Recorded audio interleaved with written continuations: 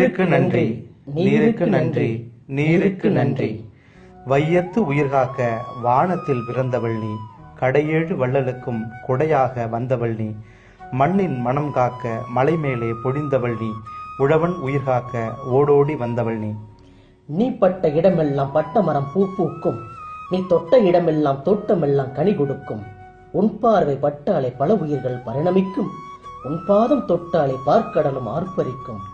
நீ மும்மாறி பொழிந்ததனால் முப்பாலை குடித்தவன் நான், நீ சாரல் மடை பொழிந்ததனால் சமவெளியை கண்டவன் நான், நீ நதியாக பாய்ந்ததனால் நாகரீகம் கொண்டவன் நான், நீ வறண்டு போனதினால் வாழ்க்கையை தொலைத்தவன் நான். அலைவந்த ஆறெல்லாம் ஆலைகள் ஆயிடுச்சு, பாசன நீரெல்லாம் பாழாகி போயே போச்சு. மலைமேலே மரமெல்லாம் மாயமாய் போயிடுச்சு, பலாயிரம் வருடம் பாய்ந்த காவிரியும் காய்ஞ்சிருச்சு. சிற்றறிவு படித்தவனெல்லாம் பகுத்தறிவு பேசியதால் பகுத்தறியா பாவியானேன், நன்றிதனை மறந்து போனேன். நெறிகட்ட வாக்கை கேட்டு தரிகட்டு வாழ்ந்து விட்டேன், அறமறைந்து அடைக்கின்றோம் அன்புடனே வாராயோ. கார்காலம் வந்தாலே கல்லணையில் வந்து நிற்ப, கதறடிச்சு முடிச்ச உடன் கடலுக்கு போயிடுவேன். நீ வங்கத்தில் சேர்ந்தாலே வருத்தத்தில் ஆழ்ந்திருப்போம், வருத்தத்தை தணிப்பதற்கு வருதாய வருவாயே. தாகத்தில் இருப்பவன் நான், தமிழகத்தில் பிறந்தவன் நான், ஊருக்கு அன்னமிட்டு உன்னிடமே சரண் புகுந்தோம். காவிரி பிள்ளையெல்லாம் கடன்பட்டு கிடக்குதம்மா, வினை கொள்கை தெரியாது அரசாங்கம் நடக்குதம்மா. மதியாதார் தலைவாசல் மிதியாதே அவ்வை சொன்னால், மனதார நன்றி சொல்லி மாண்புடனை அழைக்கின்றேன், மாரிமழை பொழிந்திடம்மா. எண்ணத்தில் தெளிவு பெற்று மண்ணுக்குள் நீர் கேட்டு மனிதனாய் வந்தேன் அம்மா. இனி பேருக்கு வாழ மாட்டோம், நீருக்கு நன்றி சொல்லி நித்த நித்தம் வாழ்வோம் அம்மா. கன்றுக்கும் பசுவுக்கும் காளைக்கும் சோலைக்கும் புல்லுக்கும் பயிருக்கும் புழுவுக்கும் மரத்துக்கும் ஓரன்னை நீதானம்மா, உன் பெயர் மழைதானம்மா. நீ மருமகளாய் வானம் சென்று திருமகளாய் திரும்பும் போது நிலமகளோடு நின்று நின்னருள் வேண்டுகின்றோம். ஆடி வந்தால் அலைகடலாய் ஓடி வரும் உன்னை தேடி வந்த தெய்வம் நீ தெரியாமல் விட்டு விட்டோம், அறமறைந்து அழைக்கின்றோம் அன்புடனே வாராயோ. நீருக்கு நன்றி, நீருக்கு நன்றி, நீருக்கு நன்றி. உள்ளங்களுக்கும் வணக்கம். நம்ம இப்ப இந்த தண்ணீரை பத்தின ஒரு விழிப்புணர்வுக்கான உள்ள ஒரு வீடியோவை நம்ம பார்த்தோம். தமிழ்நாட்டோட நிலைமை அனைவருக்குமே தெரியும். தமிழர்கள் எவ்வளோ பெரிய உயர்ந்தவர்கள் அப்படிங்கிறத நம்ம அடுத்தடுத்து வர்ற இந்த விஷயங்கள்ல நம்ம தெரிஞ்சுக்கலாம். முக்கியமா வள்ளுவத்தை நம்ம எடுத்துக்கிட்டா, வள்ளுவர் வான் சிறப்புன்னு ஒரு தலைப்பை எழுதுறாரு. இந்த வான் சிறப்பு மொத்த அதிகாரத்திலையும் ஒரே ஒரு சிறப்பு அப்படின்னு எழுதுனா அது வான் சிறப்பு மட்டும்தான். அப்ப இந்த மழை எவ்வளவு பெரிய முக்கியம் அப்படிங்கிறது நம்மளுக்கு லாஸ்ட் 2 வருடமா நம்மளுக்கு நல்லா தெரிஞ்சிருக்கும். இந்த மழையானது நம்மளை விட்டு போனதுக்கு காரணம் என்ன அப்படின்னா, நம்மளோட வேதங்கள்லையும் மறைகள்லையும் சொல்ற ஒரே விஷயம், பஞ்சபூத தன்மையை நம்ம மதிக்காத விட்டது தான் அப்படிங்கிறது தான் இதுல முக்கியமான ஒரு விஷயமா இருக்குது. அப்ப இந்த பஞ்சபூத தத்துவங்களை நம்ம மதிச்சு வாழணும் அப்படின்றத மிக நிறைய விஷயங்கள்ல நம்மளுக்கு உணர்த்தி இருக்காங்க. அப்ப இந்த தண்ணியை நம்ம மதிச்சு தண்ணிக்கு நம்ம நன்றி உணர்வோட நம்ம நடந்துக்கக்குள்ள மீண்டும் நம்ம மழை பெற்று இந்த தமிழகம் மிகப்பெரிய ஒரு வளமான நாடா மாறும்ங்கிறதுல எந்த விதமான ஒரு சந்தேகமும் கிடையாது. இதை பத்தி நம்மளோட தமிழ் இலக்கியங்கள்லையும் வேதங்கள்லையும் மறைகள்லையும் கூறப்பட்டாலும் நிறைய அன்பர்கள் இன்றைக்கு விஞ்ஞான ரீதியா இதற்கு விளக்கங்கள் தேடுறதால ஜப்பானை சேர்ந்த மொசோரோ எமோட்டோ அப்படிங்கிற விஞ்ஞானி இதற்கான அறிவியல் ரீதியான தீர்வுகளை கண்டுபிடிச்சிருக்கிறார். இதன் மூலம் நம்ம இந்த தண்ணிக்கு உணர்வு இருக்கு அப்படிங்கறத நம்மளால உணர முடியுது. அவர் பல இடங்கள்ல இருந்து நீர்களை சேகரிச்சு அதை நேரடியா கிரையோஜெனிக் சேம்பர்ங்கிற சேம்பர்ல வச்சு -30 டிகிரியில ஃப்ரீஸ் பண்ணி அந்த அந்த தண்ணியோட உருவங்களை மைக்ரோஸ்கோப் மூலமா பார்க்கக்குள்ள அது டிஃப்ரெண்டான ஸ்ட்ரக்சர்ஸ் கொடுத்ததை பார்த்து அவர் வியந்தாரு. அப்ப நார்மலா எடுக்கிற தண்ணிக்கும் ஒரு பிரேயர் பண்ற தண்ணிக்கும் நீங்க தண்ணி கிட்ட சொல்ற ஒரு வார்த்தைக்கும் தண்ணியிலேருந்து ரிஃப்ளெக்ஷன் வர்றதை அவர் உணர்ந்தாரு. எல்லாருமே இப்ப அந்த மொசோரோ எமோட்டோவோட அந்த ஆய்வுகளை நீங்க பாத்தீங்க கண்கூடா. அப்ப தண்ணிக்கு நம்மளோட உணர்வுகளை நம்ம கொடுக்கக்குள்ள தண்ணியில ஒரு எவ்வளவு பெரிய மாற்றங்களை நிகழ்த்துது அப்படிங்கறத உங்களால உணர முடியுது. இப்படிப்பட்ட ஒரு ஒரு உயிருள்ள ஒரு விஷயத்தை நம்ம வாழ்க்கையில நம்ம மதிக்காத விட்டதன் காரணமாக தான் இன்னைக்கு தமிழகம் வறண்டு இருக்குதுங்கிறது உண்மை. எத்தனை பேருக்கு புரியும்னு தெரியல. தமிழர்களோட வழிபாடு அப்படின்னு நீங்க எடுத்தாலே அது மிக முக்கியமான வழிபாடு இயற்கை வழிபாடாக தான் இருக்கும். சூரியனுக்கு நன்றி சொல்ற பொங்கலை நீங்க பார்த்துருக்கலாம், நெருப்புக்கு நன்றி சொல்ற கார்த்திகை திருநாளை நீங்க பார்க்கலாம்.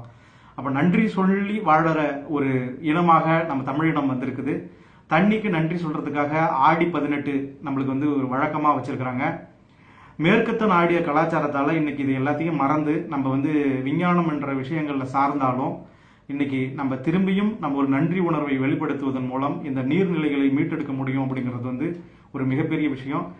இந்த தண்ணியை மட்டும் நம்ம இல்லாத விவசாயம் பண்ற விவசாயிகளையும் நம்ம யாரெல்லாம் நம்மளுக்கு உதவி செய்யறாங்களோ எல்லாருக்கும் நன்றி சொல்வதன் மூலம் நம்ம இந்த விஷயங்களை எல்லாத்தையும் மீட்டெடுக்க முடியும் அப்படிங்கிறது மிகப்பெரிய ஒரு உண்மை.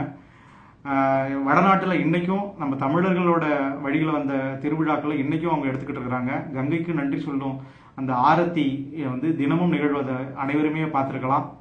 ஆனால் நம்ம தமிழர்கள் இந்த வாழ்வியலில் இருந்த இந்த தண்ணிக்கு செலுத்தும் மரியாதைகளை நம்ம விட்டுவிட்டோம் அப்படிங்கிறது வந்து மிக வருத்தத்துக்குரிய செய்தி. இதை மீண்டும் இதை மீட்டெடுப்பதன் மூலம் நம்ம தமிழகத்தை வளம் பெற வைக்க முடியும். இதெல்லாம் சாத்தியமா, நடக்கிறதுக்கான சாத்தியக்கூறுகள் இருக்கான்னு பல பேருக்கு பல எண்ணங்கள் தோன்றலாம். இங்கே அன்பே சிவம் அப்படிங்கிற மெய்ஞான தத்துவமும் இந்த உலகத்தை வந்து எல்லாமே ஒரே பார்வையில் பார்க்கணும் அப்படின்னு சொன்ன வள்ளலார் வாடிய பயிரை கண்டபோதெல்லாம் வாடினேன் அப்படின்னு சொன்னதும் அதே பார்வையில் தான் சொன்னது. காக்கை குருவிகள் எங்கள் ஜாதி, காடும் மலைகளும் எங்கள் கூட்டம், நோக்க நோக்க களியாட்டம் அப்படின்னு பாரதி சொன்னதும் இதே அடிப்படையில் சொன்னது தான். எவ்வளோ வறுமையில் இருந்தாலும் பாரதி எத்தனை கோடி இன்பங்கள் வைத்தான்னு எப்படி பாட முடியுதுன்னா இந்த உலகத்தில் ஒரு பார்வையை பார்க்கறதால தான். அதனால தான் இதற்கு பேரே தமிழர்கள் பார் என்று வச்சாங்க. அதை பார்க்கறதுல தான் நீங்கள் இருக்குது. அதை எந்த பார்வையில் நீங்கள் பார்க்குறீங்களோ அதோட பிரதிபலிப்பு உங்களுக்கு வரும் அப்படின்றது தான் இது மிகப்பெரிய ஒரு தத்துவம். அப்போ வந்து இந்த உலகத்தை நீங்கள் அன்பு பார்வையில் பார்க்கக்குள்ள அது அன்பாக உங்களுக்கு வந்து திரும்பி உங்களுக்கு பிரதிபலிக்கும் அப்படிங்கிறதுல வந்து எந்தவித சந்தேகமும் கிடையாது. இதுதான் இந்த இயற்கை விவசாயத்தோட தத்துவமும் அதுதான். நீங்கள் அதை விஷத்தை கொட்டுனீங்கன்னா அதுலேருந்து வர உணவு விஷமாக இருக்கும். நீங்கள் அதை அன்பாக பேணி பாதுகாத்து விஷமற்ற விஷயங்களை அதில் செஞ்சு பயிர் பண்ணீங்க அப்படின்னா ஒரு நல்ல ஒரு அற்புதமான ஒரு அன்பான ஒரு உணவை உங்களுக்கு வந்து இந்த பூமி மாதா உங்களுக்கு கொடுத்து அருள்வாங்க. அப்போ இதே பார்வை தான் நீங்கள் தண்ணியை பார்க்குறதும் காற்றை பார்க்குறதும் இந்த பஞ்சபூத தத்துவத்தையும் பார்க்குறதையும். இதுக்காக தான் பஞ்சபூதத்துக்கும் நம்ம வந்து ஸ்தலங்களை அமைச்சு வழிபட்டதுக்கான காரணமும் இதுதான். இந்த தாற்பரியங்களை நம்ம புரிஞ்சுக்காத இந்த மெய்ஞான விஷயங்களை வந்து நம்ம விஞ்ஞானத்தோட ஒத்து பார்க்கக்குள்ள எதற்குமே விடை கிடைக்காது. ஆனால் இதுதான் உண்மை. இன்னைக்கு தமிழர்களோட மிகப்பெரிய ஒரு பிரச்சனை அப்படின்னா நம்ம எல்லாரும் சிறு சிறு கூட்டங்களாக தனிச்சு வாழறதால தான் நம்மளை ஏளனமாக பார்க்கறதுக்கான ஒரு நிலைமையில் இன்னைக்கு இருக்கிறோம். அப்போ இதுலேருந்து நம்ம விடுபடணும்னா நம்ம எல்லாரோடையும் ஒரு நன்றி உணர்வோடு இருக்கணும். முதல்ல நம்மளுக்கு சோறு படைச்ச விவசாயிக்கு நன்றி சொல்லணும். விவசாயி தண்ணி பெற்று அவங்க வாழ்க்கையில் வளம் பெறறதுக்கு நன்றி சொல்லணும்.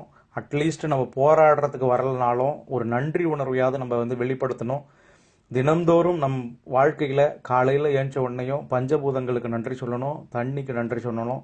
அதுபோல் நம்மளுக்கு உணவு கொடுத்த அனைத்து உள்ளங்களுக்கும் அனைத்து ஜீவராசிகளுக்கும் நம்ம வந்து மனசார நன்றி சொல்லக்குள்ள இந்த உலகம் உங்களுக்கு இசைப்பாடும். இது நீங்கள் உணர்ந்து பார்த்தாலே ஒழிய இதில் வந்து எந்த விதமான விஷயத்தையும் நீங்கள் அறிஞ்சு பார்க்க முடியாது. நீங்கள் அன்பு செலுத்தக்குள்ள இந்த உலகம் உங்கள் மேலே அன்பு மழையை பொழிய ஆரம்பிக்கும். இதை செய்து பார்த்தால் மட்டுமே இதை வந்து நம்ம புரிஞ்சுக்க முடியும். இதுதான் உலகத்தோட மிகப்பெரிய ஒரு தத்துவம். அப்போ வந்து நம்ம தன்னலமில்லாத ஒரு வாழ்க்கையை நம்ம வாழக்குள்ள நம்மளோட அடுத்த தலைமுறைக்கு இது ஒரு மிகப்பெரிய ஒரு சொத்தாக இது போய் சேரும். நம்ம எல்லாருமே தற்சார்பு வாழ்க்கைக்கு வந்து திரும்பணும். இன்னைக்கு நம்ம எத்தனையோ தலைவர்களையும் கட்சிகளையும் நம்பினதா ஒரே காரணத்தால தான் இன்னைக்கு வந்து நம்ம இந்த நிலைமையில் வந்திருக்கிறோம் அப்படிங்கிறது தான் பெரிய ஒரு கொடுமையான ஒரு விஷயம். அதனால் நம்ம அனைவருமே தற்சார்பு வாழ்க்கைக்கு திரும்ப வேண்டும். நான் நிறைய இயக்கங்களை பார்க்குறேன். நாங்கள் வந்து மரங்களை மீட்டெடுக்கிறோம், மலைகளை மீட்டெடுக்கிறோம், காவிரியை தோண்டி எடுக்கிறோம் அப்படின்லாம் நிறைய பேர் பேசுகிறாங்க. அவங்க வந்து உங்களோட எமோஷ்னலை டச் பண்ணி நீங்கள் செய்ய முடியாதுன்ற ஒரு தருணத்தில் இருக்கிறவங்கள்ட்டேருந்து காசுகளை வசூல் பண்ணுறதுக்கான ஒரு ஒரு நிறுவனங்களை தான் நான் பார்க்க முடியுதே தவிர அவங்க பெருசாக ஒரு நல்லது பண்ணுற மாதிரி தெரியல. எத்தனை ஆயிரம் மரங்களையோ நாங்கள் நட்டுட்டோம் அப்படின்னு சில இயக்கங்கள்லாம் சொன்னாங்க. ஆனால் அத்தனை மரங்கள் நட்டிருந்தா இன்றைக்கி தமிழகம் மிகப்பெரிய ஒரு பசுமை புரட்சிக்கு திரும்பியிருக்கும். ஆனால் அதெல்லாம் இல்லை அப்படிங்கிறது தான் முக்கியம். இன்றைக்கி அனைவருமே ஒரு தனிப்பட்ட மனிதன் 80 மரம் வைத்தால் ஒழிய தமிழகத்தை பழைய நிலைமைக்கு நம்ம திரும்பி கொண்டு போக முடியாதுன்ற நிலைமை இருக்குது. முடிந்த வரைக்கும் அனைவரும் மரங்களை வையுங்கள், இந்த அன்பை செலுத்துங்க. நகரத்தில் இருக்கிறவங்க அட்லீஸ்ட் ஒரு 10 மரமாவது ஏதாவது ஒரு பார்க்கில் எங்கேயாவது ஒரு இடத்துல வச்சு வளங்க. கிராமத்தில் இருக்கவங்க முடிஞ்ச வரைக்கும் 80 மரங்கள் அதற்கு மேலே வைத்தாலும் ரொம்ப நல்லது. அப்போ இதெல்லாம் நம்ம பண்ணக்குள்ள இந்த பூமி தாய் நம்மளை திரும்பி பார்த்து நம்ம எல்லாத்துலேயும் விடுபடுவோம் அப்படிங்கிறது சர்வ நிச்சயம் அப்படின்னு தான் சொல்லணும். இனி ஒரு விதி செய்வோம், அதை எந்த நாளும் காப்போம். நன்றி, நீருக்கு நன்றி, நன்றியோடு வாழ்வோம். தமிழனாகிய அனைவருக்கும் நன்றி, விவசாயிக்கு நன்றி. உலக தமிழர்களுக்கு வணக்கம். மேலும் நீரின்றி அமையாது உலகு, ஆதலால் நீருக்கு நன்றி. நீருக்கு நன்றி, நீருக்கு நன்றி, நீருக்கு நன்றி. வையத்து உயிர்காக்க வானத்தில் பிறந்தவள் நீ, கடையேழு வள்ளலுக்கும் கொடையாக வந்தவள் நீ. பேருக்கு வாழ மாட்டோம், நீருக்கு நன்றி சொல்லி நித்தம் நித்தம் வாழ்வோம் அம்மா. நீருக்கு நன்றி சொன்ன அனைத்து நல்ல உள்ளங்களுக்கும் நன்றி. எல்லாரும் நீருக்கு நன்றி சொல்லி இந்த நீரோட நன்றியை மறக்காத எல்லாரும் நன்றியோட வாழ்வோம். நன்றி. வையத்தை உயிர்காக்க வானத்தில் பிறந்தவள் நீ, கடையேழு வள்ளலுக்கும் கொடையாக வந்தவள் நீ. வையத்தை உயிர்காக்க வானத்தில் பிறந்தவள் நீ, கடையேழு வள்ளலுக்கும் கொடையாக வந்தவள் நீ. மண்ணின் மணங்காக்க மலை மேலே பொழிந்தவள் நீ, மண்ணின் மணங்காக்க மலை மேலே பொழிந்தவள் நீ. உழவன் உயிர்காக்க ஓடோடி வந்தவள் நீ, உழவன் உயிர்காக்க ஓடோடி வந்தவள் நீ. வையத்து உயிர்காக்க நான்